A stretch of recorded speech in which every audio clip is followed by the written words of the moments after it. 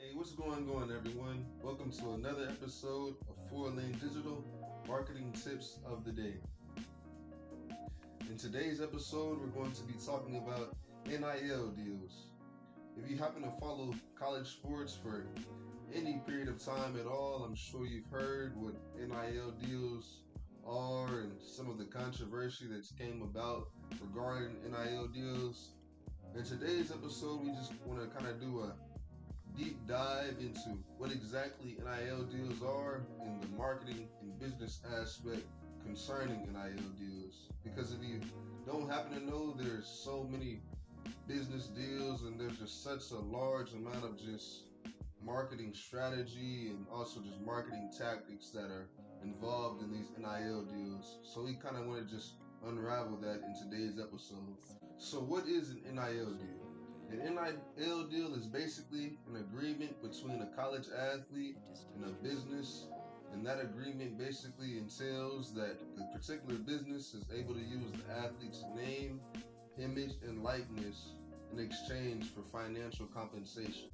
So this is a topic it was discussed for a very long time before the NCAA board finally voted and allowed college athletes to be able to make these particular deals. So there are so many notable athletes, so many former college sports stars that have kind of been affected in this whole NIL deal in one way or another. There are so many different cases that have gone to court. When you look at the NCAA games back in the day and athletes not being compensated, when you look at the whole Fab Five documentary, Jalen Rose talked about how their living situation really wasn't up to par in comparison to how much money they were generating for the University of Michigan at the time. Reggie Bush is another notable athlete that had his awards and accolades taken away from him because he participated in certain, I guess you would say, NIL related deals at the time that weren't admitted for college sports stars to be able to partake in at the time. So it's basically the same thing that he was involved in back in the day. That's kind of what's allowed, and that's what the board voted for athletes to be able to participate in this current day and time. So, they kind of say there's nothing new under the sun, and that kind of stands true in relation to this whole deal. But I kind of just want to talk about the whole marketing and branding aspect of this whole type of situation. So really just looking at the pros and cons, there's a ton of money that's been made off of college athletes for a very long time. And a lot of these athletes come from very disenfranchised communities. And the pro of this enables these athletes to be able to take care of themselves while they're away at college. There's so many athletes that they're fresh out of high school and their families are depending on them. There's also an enormous amount of pressure even outside of, the whole, whether you play basketball, football, tennis, whatever the case may be. There's so many athletes that face enormous, just responsibilities and pressures even outside of their sport. So, I believe that this will help alleviate some of the pressure that some of these athletes feel on a day-to-day basis while they're just trying to navigate, the college life and make it to the next level, whether that be as a professional athlete or even, as a professional in the workforce. The most evident con I would probably say I see at the moment is when a college athlete picks a school solely based on the NIL deal. Solely based on the financial compensation that they'll receive from a particular business or entity or whatever the case may be. That's the only evident downside that I see at the moment, because even recently there was a particular major college athlete. He committed to a school and, he committed to the school kind of basically on the premise that he would receive said NIL deal with a particular business and everything like that. And the deal fell through. And those type of things can happen because at the end of the day, it's business.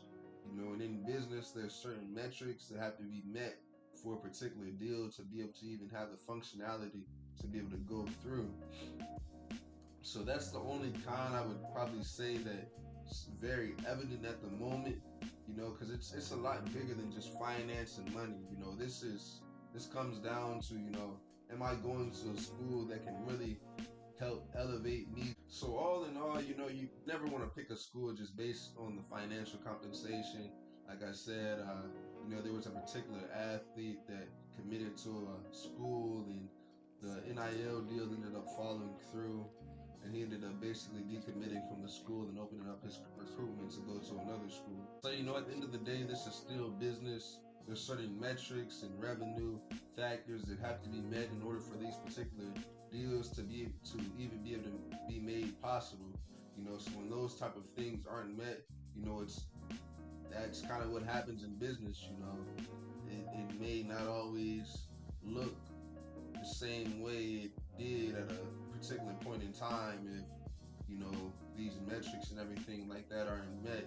So I say that to say, that's the only downside that can be of these NIL deals. If you're going to a school just strictly off of potential, financial compensation from a business in your NIL deal agreement. So, even with these NIL deals, there are benefits for the businesses as well that will partake in these particular agreements as well. A lot of colleges are located in small towns, That's why you often hear the term college town. That comes from the small towns where there's really nothing but a college there, and colleges garner so much money for some of these towns where that's the primary revenue generator in a lot of these towns. So when you add in the NIL impact of everything like that, it really enables some of these small businesses in these towns to be able to garner notoriety and garner marketing and brand awareness that they really probably never would have really had the opportunity to get if these colleges weren't in these towns, and these major athletes that have millions and millions of followers are able to be in direct, contact with some of these particular businesses. So, there's so many just different events where it comes to booster events and college promotional type outings and everything like that. And these athletes are able to meet some of these business owners and CEOs and things like that. So that's another aspect as well. It's great networking. If you're in an NIL deal and you're a college athlete, it's an opportunity for you to be able to network with many different just Fortune 500 CEOs, business owners, politicians, and you never know what that connection will pay off for you later down the line. And these small businesses, they span a variety of different industries.